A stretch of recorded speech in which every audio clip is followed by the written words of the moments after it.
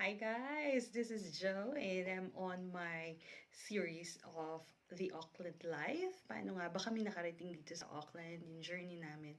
And in the last video, I shared yung timeline, like from the time we decided to go until maging resident kami.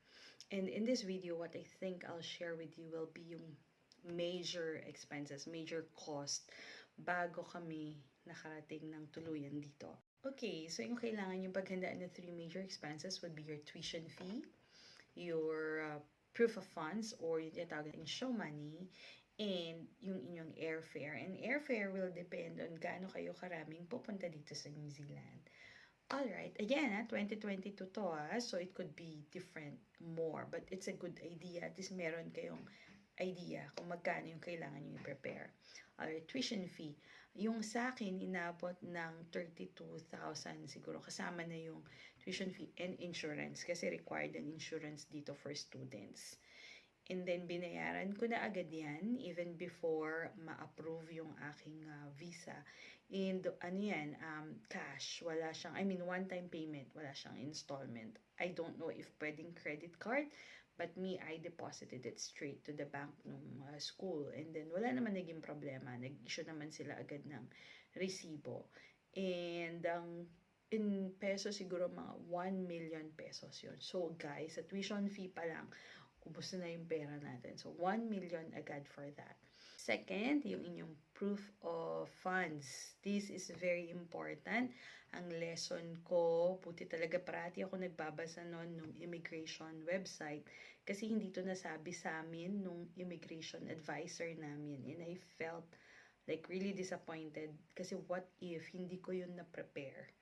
Alright, yung proof of funds kasi hindi siya yung tipong basta lang nilagay mo sa bank account mo, lalo na kung malaking halaga, na bigla ka na lang may deposit ng 500,000, 1 million. Kasi hahanapin ni immigration yung saan siya galing, bigla ka na lang may ganong pera, nagbenta ka ba ng property, meron ka bang namana, may nag-donate sa'yo, or baka ni-loan mo. So, very tricky. Tingnan nila lahat yun kung legit ba na sa'yo or may access ka talaga sa pera na yon. So, alam na nila yan, yung tipong inutang lang, tapos para lang may show money, tapos isosolid mo rin sa kamag-anak yung pera na yon. So, you should be able to prove then to them saan yun galing. And ang tinitingnan nila is at least the 6 months old na yung pera na yon sa account mo, nakapangalan sa'yo. What happened to me was, buti na lang talaga, meron ako nakaset aside na funds, naka-time deposit siya previously kasi nga balak na talaga namin. So, nakaset aside na siya at nakapangalan siya sa akin. Kaya hindi kami nagka-problema. So, how much? Nung kami, time namin, ang required was 20,000 New Zealand dollars for every year of study, okay? So, every year of study siya, meaning kung ikaw ay mag-aaral ng 2 years dito na course, na master's kasi sa akin, no? So, that's 20,000 times 2. Hindi siya 20,000 lang. Kasi 2 years kang mag-aaral. Ang logic is, kailangan mapakita mo paano ka mabubuhay dun sa time na nag-aaral ka. Kasi ang work rights mo lang is part-time. Okay, so hindi ka naman kasi magpupunta rito para magtrabaho, 'di ba? Magpupunta ka rito para mag-aral.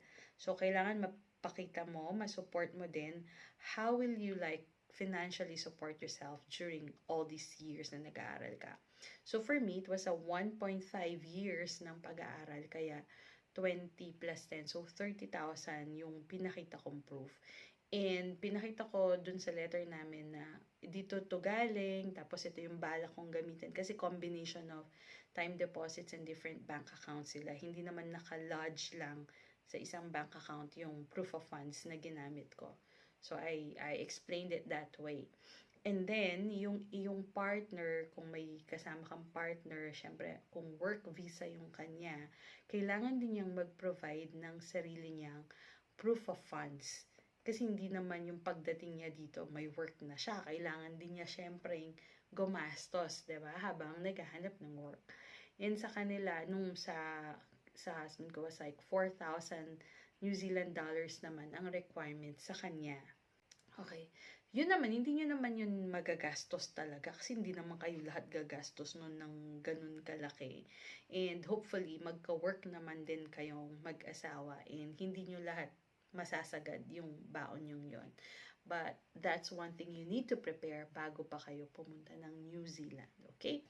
So, eto, yung pinakamura dun sa tatlo will be yung airfare, pamasahe, how much ba? Ang nakikita ko is parang kami na umabot na ng 35K yung sa amin kasi maaga akong nakapag-book. So, good for you if you do that. So, let's just say $1,000 ang bawat isa na pamasahe. Hindi naman kailangan ng balikan eh. So, times lang kung ilan kayong magfa-fly. So, that's about 35,000 to 50,000 per head. Kung apat kayo, well, that's easily 200,000 sa pamasahe pa lang. Okay? And again, hindi kasama dito kung kukuha kayo ng immigration advisor. Siyempre, iba yung presyo nila. Maghanap na lang kayo ng mapagkakatiwalaan ninyo. Alright, so those are the three major expenses that I think is very important mapaghandaan kasi hindi naman agad-agad yan makukuha, di ba? And maybe in another video, I can share if there are like suggestions that I can think of kung paano nyo maliliko, mabubuo yung amount na yon. During our time, buti na lang talaga kuripot ang lola nyo, tsaka racket ng racket na pag-ipunan nalista ko and nahanap namin kung saan pwedeng kunin yung mga amounts na yon. Yes. And siguro the universe, nakulitan sa akin. Kakaisip ko dyan every now and kakalista. Pinagbigyan na kami ni Lord. So, yun. Kaya very important ilista talaga kasi hindi naman biglang magmamagic yung 3 million nandyan na. Alright, so if you have more questions and comments, just comment things that you wanna know. And sa susunod siguro i-touch on ko din yung mga mini gastos naman lahat. Certification, clearances, IELTS, medicals, etc. Mga maliliit. And then, on another video, yung actual na gastos naman, pagdating na nandito na kayo. Alright, thank you so much for watching. I hope you learned something from me. May ma-share ako. And just please keep on supporting and like and subscribe and also share. Thank you!